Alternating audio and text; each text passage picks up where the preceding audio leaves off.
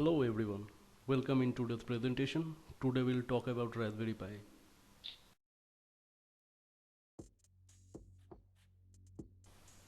If I tell you this tiny hardware can be replace your CPU, confused? Maybe your question is how? In this lecture I will show you how Raspberry Pi works, specification, working of various ports and GPIO pins. And the last of this video I will tell you which software will be necessary to run your Raspberry Pi with help of your PC.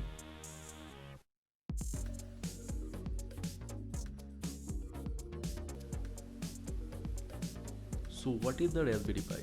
Raspberry Pi is a series of small single board computers. It is developed in the United Kingdom by Raspberry Pi Foundation in association with Broadcom. The Raspberry Pi project is originally leaned towards the promotion of teaching basic computer science in school in developing countries. It is widely used in many areas such as weather monitoring because of its low cost, modularity, and open design. It is typically used by computer and electronics projects due to its adaptation of HDMI and USB devices.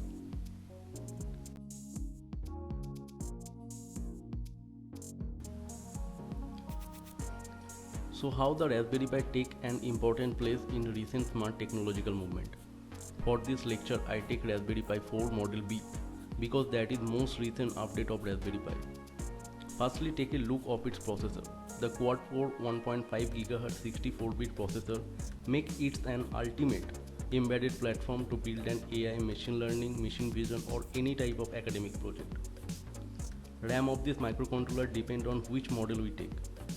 For connection, Raspberry Pi has its own inbuilt Bluetooth and Wi-Fi module. Also LAN cable port come with it. For display baud cut, it has 2 micro HDMI ports and 2-lane MPI DSI display port. For a camera input, it has 2-lane CSI camera port or we can use webcam by USB port. Now come on the power supply. Raspberry Pi run on DC 5V current. There is 3 options to giving power to Raspberry Pi. First one is by USB, second one is by GPIO header and third one is over Ethernet. For Ethernet power supply, we require a separate PIE hat. But at the end, I strongly recommended to use Raspberry Pi official power supply module or use USB-C type port with power bank.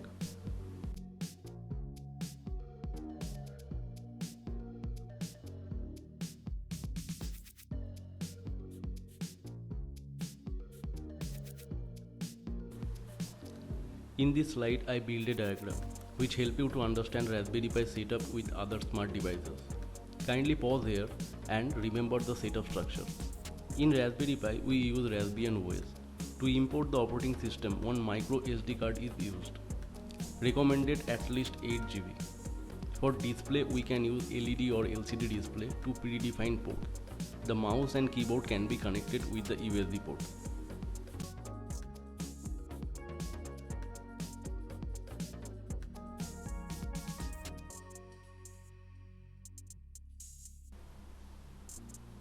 So finally you can see Raspberry Pi is capable to replace our CPU.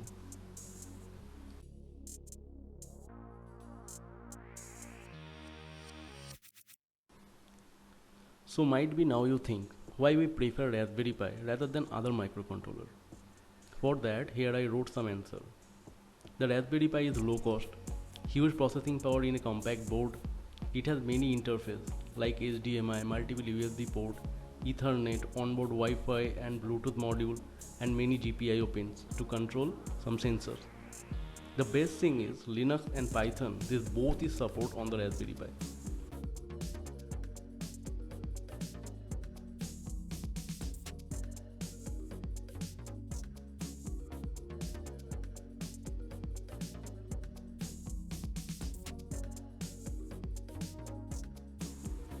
Just take a look on this slide and you can see we can connect our surrounding smart gadgets with Raspberry Pi.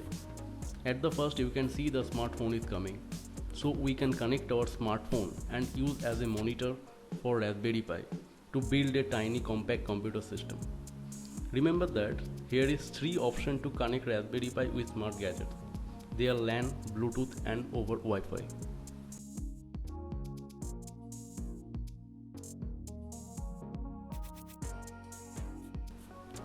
With help of smart gadget and sensor, we can build any type of project on this ultimate embedded platform, like computer vision, machine learning and artificial intelligence.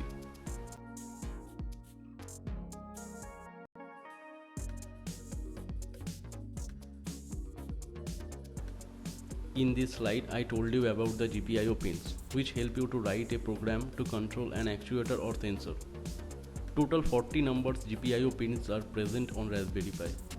2 5-volt pin, 2 3-volt pin, 8 ground pin, 26 GPIO pins and 2 pins for advanced users.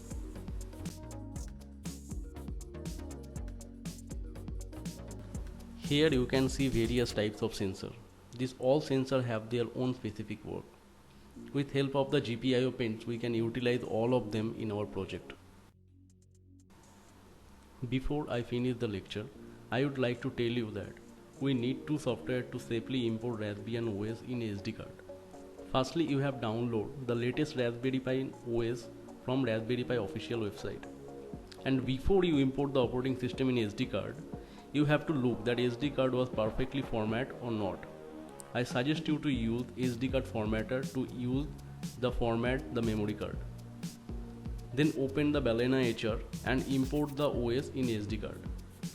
Or if you want to connect your Raspberry Pi over Wi-Fi, then PuTTY and VNC Viewer software will be help you to build the setup structure.